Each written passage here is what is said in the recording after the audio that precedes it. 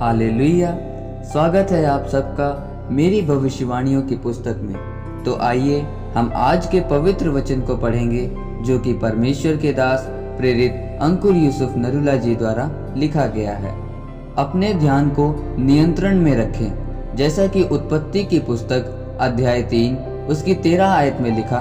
तब यहोवा परमेश्वर ने स्त्री से कहा, तूने यह क्या किया?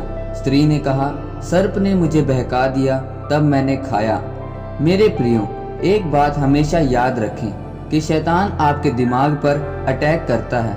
वह आपके दिमाग में गलत विचार डालकर आपको परमेश्वर से दूर कर देता है और आपके ध्यान को भटका देता है। जिस प्रकार हम बाइबल में उत्पत्ति की किताब में आदम और हवा के बारे में पढ़ते हैं, तो लिखा है कि परमेश्वर ने आदम को अदन की वाटिका में उसकी देखभाल के लिए रखा था।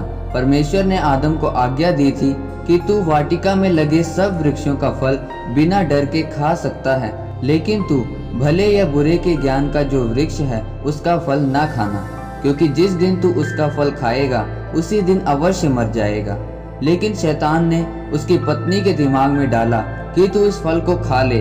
हवा ने अपने पति आदम को भी वह फल खिलाया और खुद भी खाया।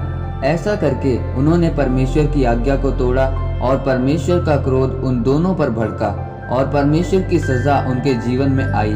इसी प्रकार आज शैतान आपके दिमाग में गलत चीजों को डालता है। अगर आपको चंगाई नहीं मिली, कोई नौकरी नहीं मिली, आपका कोई काम सफल नहीं हो रहा, तो वह आपके दिमाग में निराशा को डालता है और इसी निराशा की वजह से आप पाप में चले जाते हैं और परमेश्वर से दूर हो जाते हैं। शैतान आप पर अटैक करने के लिए आपके दिमाग को अपना निशाना बनाता है। शैतान को सिर्फ आपका एक छोटा सा पाप चाहिए ताकि वह आपके दिमाग में काम कर सके और परमेश्वर से आपको दूर कर सके। मेरे प्रियो, जब हम बाइबल में दाऊद के बारे में पढ़ते हैं तो लिखा है कि दाऊद परमेश्वर का सच्चा आराधक था। उसके जीवन में शैतान ने कहाँ अटैक किया कि तू बेतशेबा के साथ पाप कर। शैतान ने उसके दिमाग में डाला, लेकिन उसने परमेश्वर से माफी मांगी। परमेश्वर ने उसे माफ कर दिया, लेकिन उस पाप का असर उसके जीवन में बना रहा।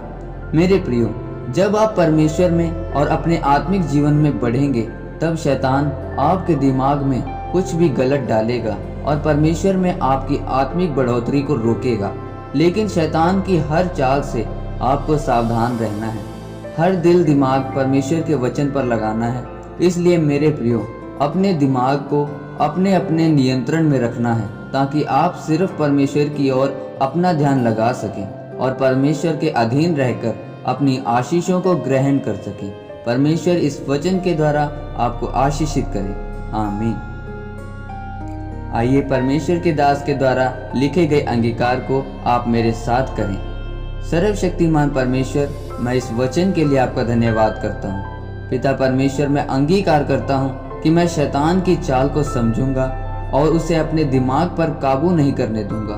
प्रभु यीशु मसीह के नाम में, आमीन।